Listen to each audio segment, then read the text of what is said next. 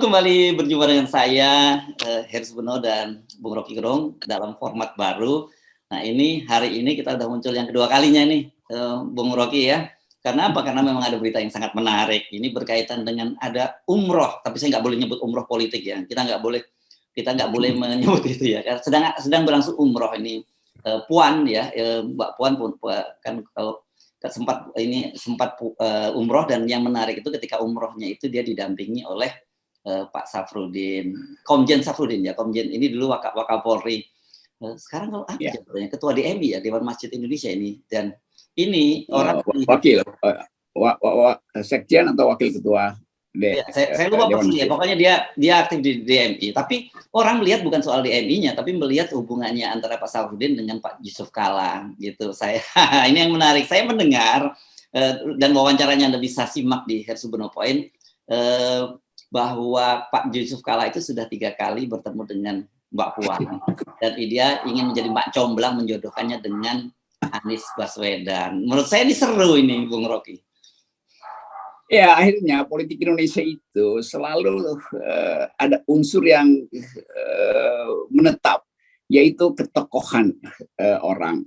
Tetap orang akan lihat jago politik, ya Pak Jokowi pasti jago politik, karena udah 7 tahun dia tahu cara membaca psikologi politik di sekitarnya tuh.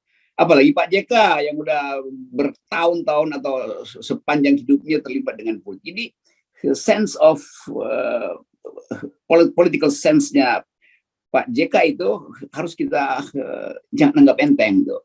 Dan dia tetap kingmaker, dan berubah menjadi kingmaker karena tentu pengalaman dia membuat beliau tahu apa sebetulnya lorong sempit yang masih bisa ditempuh secara apa mencuri di tikungan gitu ya, bisa ngambil ya, itu. Demikian juga Pak SBY juga adalah seorang strateg yang ampuh melihat peluang dan sangat rasional tuh. Jadi tokoh-tokoh politik, ketua-ketua partai itu harus belajar dari kemampuan menikung, mensiksa, atau sliding tackle dari tokoh-tokoh semacam Pak JK dan Pak SBY itu. Ibu Mega tentu dengan sendirinya. Yang menarik memang orang akan terkejut bahwa manuver Pak JK itu bisa memporak-porandakan political equation itu, persamaan politik atau konstelasi politik hari ini. Tapi memang itu yang akan terjadi karena nama Anies itu udah di atas, udah kan agak ajaib kalau misalnya Anies tiba-tiba dihalangi hanya karena nggak punya tiket 20% kan. Jadi orang akhirnya masuk pada pragmatisme. Demikian juga Pak Jokowi. Pak Jokowi, poin kita kan bukan lagi memikirkan siapa yang akan melanjutkan reputasi Pak Jokowi, tapi siapa yang mampu melindungi Pak Jokowi. Pak Jokowi juga merasa ya kalau kader dia itu turun terus elektabilitasnya, mending cari orang yang walaupun di wilayah lawan, tapi karena politik selalu bisa dihasilkan dengan renegosiasi itu. Ibu Mega juga begitu, mungkin melihat bahwa ya Puan tetap adalah calon pemimpin, tapi kesempatan hari-hari ini belum maksimal. Padahal Ibu Puan mungkin udah bikin perjanjian dengan Pak Prabowo, tapi arah politik menentukan lain tuh. Jadi semua sinyal itu akhirnya mesti kita taruh di atas meja. Penyebabnya satu, karena threshold dibikin 20%, semua orang akhirnya cari jalan tikus, cari jalan siksa, nunggu di tikungan. Jadi ini soalnya. Tapi kita tetap merasa bahwa Pak JK harus kita anggap sebagai punya kecerdasan sekaligus kecerdikan untuk tadi mengintip celah gitu. Ini bisa bikin blunder banyak pihak karena nanti dianggap bagaimana mungkin ada perkawinan antara kadrun dan cebong. Nah, nanti balik ke situ lagi kan soalnya. Tapi politik selalu bisa diselesaikan dengan negosiasi, itu intinya. Yang penting buat kita, jangan sampai negosiasi itu didasarkan pada transaksi yang kasar. Kita ingin lihat, kalaupun misalnya ada Anies, Puan, oke, tetapi mesti dibuka ke publik bahwa itu adalah upaya untuk menghasilkan pemimpin terbaik. Bukan sekedar untuk meneruskan oligarki, meneruskan di belakangnya ada transaksi bisnis, itu akan jadi buruk lagi. Jadi kita tetap harus beri peringatan itu, karena bagaimanapun Pak JK juga seorang pengusaha. Ini yang mesti kita selalu ingatkan. Ya. Bagi kita sebenarnya concern kita itu adalah Anda tadi menyinggung ini semacam apa perkawinan hybrid gitu ya antara. Tapi satu sisi gitu, dari sisi positifnya kita akan bisa melihat kalau ini betul-betul terjadi, ini kita berharap pembelahan itu memang berakhir gitu ya, bukan kayak kemarin model Pak Prabowo ditarik ke kabinet dan diharapkan ada pembelahan berakhir karena ternyata realitasnya tidak. Itu positifnya. Tapi negatifnya ini pasti bisa saling menegasikan gitu kan. Karena pendukung Anies pasti ini tidak sepakat banget kalau dipasangkan dengan Puan. Sebaliknya pendukung Puan ya mungkin pasti tidak juga merasakan kecewa gitu kan. Walaupun sebenarnya PDIP ini punya tradisi patuh pada loyal pada perintahnya Bu Mega, tapi mereka tetap juga pasti tidak happy dengan situasi semacam ini. Ya, buat FNN happy aja lihat dua orang yang nggak happy. Yeah. Karena semuanya nggak bisa bikin kalkulasi, selalu semuanya ada dalam ekstrim, seolah-olah mereka bakal menang, bahwa Pak Jokowi akan dengar permintaan relawan, bahwa Ibu Mega akan patuh pada perjanjian di bawah tangan. Kita tetap mesti lihat bahwa semua pemain politik hari ini itu adalah para pragmatis. Kalau saya masih simpan istilah oportunis ya. Tapi ini semua pragmatis melihat peluang. Kan itu yang terjadi. Karena itu FNN selalu balikkan problem ini supaya jadi ideal, supaya ada etikabilitas, ada intelektualitas, buka kompetisi itu supaya nggak ada yang saling ngintip, saling tinggal kan. Jadi kalau misalnya terjadi ya semacam dispute lalu saling ledek di antara para pendukung, itu penyebabnya karena para pendukungnya juga nggak mau di 0% kan. Kan yang mau 0% kan cuma sebagian kecil publik politik, PAN belakangan bahkan tuh karena juga udah terdesak tuh kan. PKS ya oke, dari awal, Demokrat juga begitu tuh. Jadi sekali lagi kompetisi yang tidak dibuka itu menyebabkan kingmaker ini bermunculan tuh. Dan kingmaker yang kalau kita sebut kingmaker kan mestinya dari awal udah dipromosikan. Ini kingmaker yang masih berupaya untuk merawat kimia yang berbeda antara komunitas Anies dan komunitas Puan. Itu dua komunitas yang chemistry-nya doesn't mix sebetulnya. Jadi kita lihat Pak JK itu berupaya jadi katalisator itu, berupaya untuk membuat kimia itu akhirnya bisa menggumpal menjadi molekul. Ini bakal seru sih kalau terwujud, karena seperti Anda sampaikan tadi akan memberantakan seluruh skenario politik yang hanya berdasarkan tadi 20% ya. Tetapi kan kita juga mencatat akan ada pengajuan PT 20%, gugatan PT 20% itu dari PKS dan dari PAN. Dan menurut saya ini akan seru karena selama ini kan selalu hakim Mahkamah Konstitusi berargumen bahwa kalau perorangan itu tidak punya legal standing karena tidak bisa mengkalkulasikan kerugian yang diakibatkan dari PT 20%. Kalau partai politik kan mereka bisa dengan real mengkalkulasikan itu. Nah, kita mau tunggu lagi seperti apa yang terjadi kalau sampai kemudian ditolak lagi gitu. Ini oke, itu satu soal yang biarkan kita kirim masalahnya itu ke DPR dan ke MK supaya mereka pusing sendiri kan. Kita berupaya buat menganalisis fenomena baru ini. Kalau kita ingat, nanti hari Minggu nanti, Sabtu Minggu di Solo ada pertemuan banyak tokoh di situ untuk memperingati 25 tahun koalisi yang dibuat oleh Pak Mudrik, yang dia sebut Mega Bintang itu. Seru waktu itu, ya. Itu. Seru itu. Ya, P3 dengan PDIP waktu itu ya. Ya, pada waktu itu diupayakan supaya Islam dan nasionalis bersatu tuh, melawan Orde Baru tentu. Namanya Mega Bintang, Mega PDIP, nasionalis. Bintang itu simbol dari P3 dulu tuh. Nah itu tokohnya adalah Pak Mudrik, dan nanti Sabtu besok tuh Pak Mudrik akan bikin semacam reuni. Jadi tema ini relevan betul. Saya akan bicara di situ juga tuh. Jadi datang di Solo untuk lihat konsep Mega Bintang seri 2 ini nih. Karena Anies tetap diasosiasikan dengan konstituen Muslim.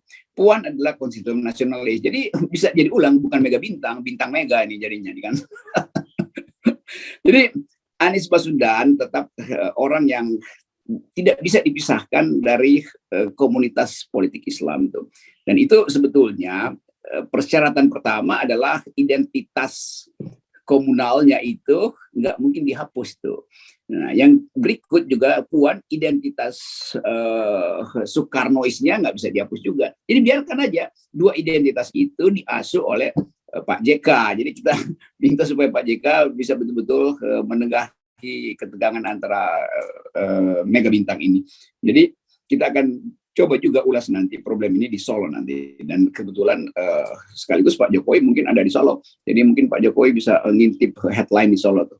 Ya. Dan sementara ini kira-kira konsep itu yang bisa kita hubungkan dengan isu politik lain. Kenapa Anies Puan? Oh, ada jurisprudensinya dulu tuh, yaitu mega bintang Islam dan nasionalis. Ya. Nah, tapi kita menarik ini ya, soal politik identitas yang Anda sebutkan tadi kan. Seharusnya kan kita ini memang tidak perlu menghapus politik identitas kita masing-masing, dan seharusnya pula bukan karena identitas kita yang berbeda tadi membuat kita tidak bisa bertemu untuk kepentingan bangsa dan negara kan. Iya, politik identitas itu adalah aspek antropologi bangsa ini dan memang nggak bisa dihapus. Pemetaan yang pernah dibikin oleh Herbert Faith, kemudian disusul analisis kultural dari Ohio, Pak Billy dan segala macam, tetap ada di dalam antropologi kita. Jadi biarkan itu keberagaman kita. Yang penting diupayakan ada biasanya disebut cross cutting loyalties itu, loyalitas hilang gitu. Supaya bangsa ini utuh. Kalau masing-masing identitas bersiang tanpa ada cross cuttingnya itu membahayakan justru. Jadi politik identitas oke aja kalau negara mampu untuk menghasilkan cross cutting loyalties itu, atau biasa disebut dalam teori overlapping konsensus. Konsensusnya overlapping, tapi idenya tetap, yaitu menghasilkan demokrasi itu. Nah, yang beginian kan nggak dimengerti oleh para pendukung fanatik dua pihak. Jadi kita ingin supaya pembicaraan itu diselenggarakan dalam upaya untuk menghasilkan Indonesia yang plural, tapi sekaligus tidak saling mencurigai identitas. Karena identitas itu bagian yang melekat dalam kebudayaan kita, dan bangsa ini memang didirikan berbasis politik identitas, tapi kemudian dapat kesepakatan sehingga konstitusi kita menjadi konstitusi yang demokratis, kan. Caranya gimana ya memulainya ya, Bung Rocky? Ya, percakapan misalnya Pak JK kan tahu bahwa konsep keadilan Muslim itu berbasis pada fikih. Nah, sekarang kita mau coba agar supaya seluruh peristilahan fikih itu dialihkan menjadi peristilahan keadilan sosial versi demokrasi, kan mudah sekali kan itu. Itu kan cuma memindahkan istilah, walaupun di belakangnya tetap ada konsep. Demikian juga PDIP, kalau bilang keadilan selalu apa yang dikatakan Bung Karno. Ya kadang-kala perkataan Bung Karno udah nggak relevan.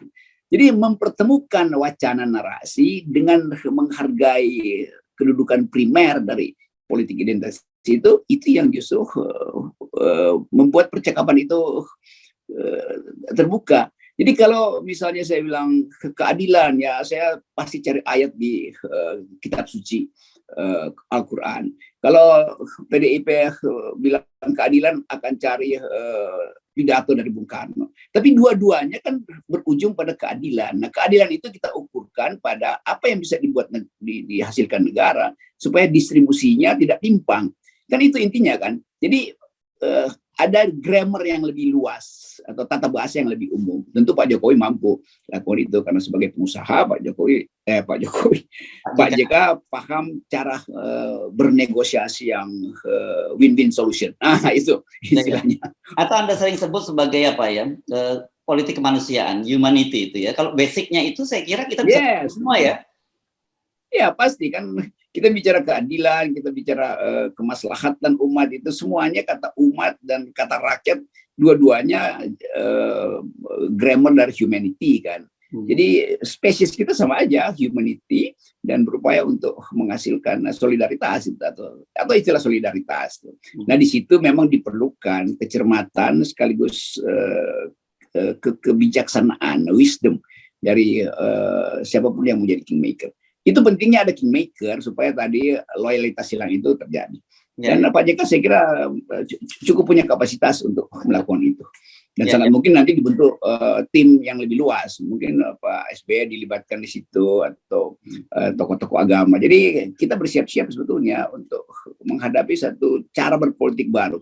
Justru karena kita mau berupaya mensiasati halangan yang dipasang oleh 20% threshold. Jadi balik lagi semua ini karena threshold 20% jadi rumit, bahkan jadi mahal, transaksinya jadi berbelit-belit.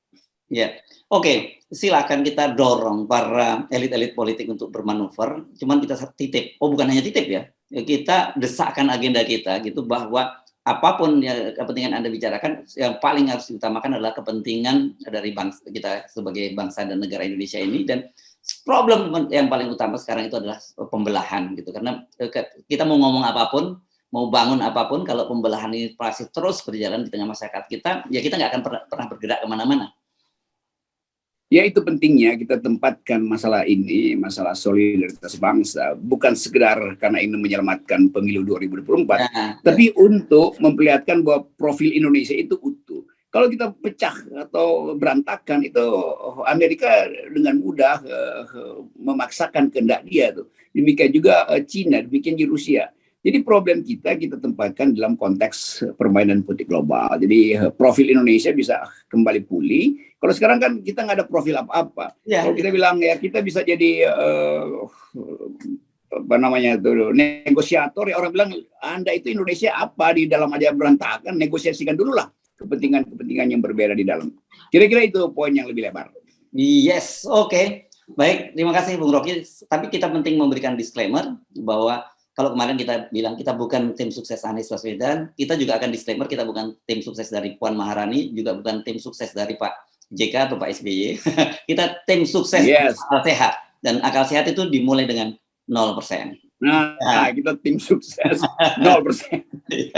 Oke. Yes. Terima kasih Bung Rocky.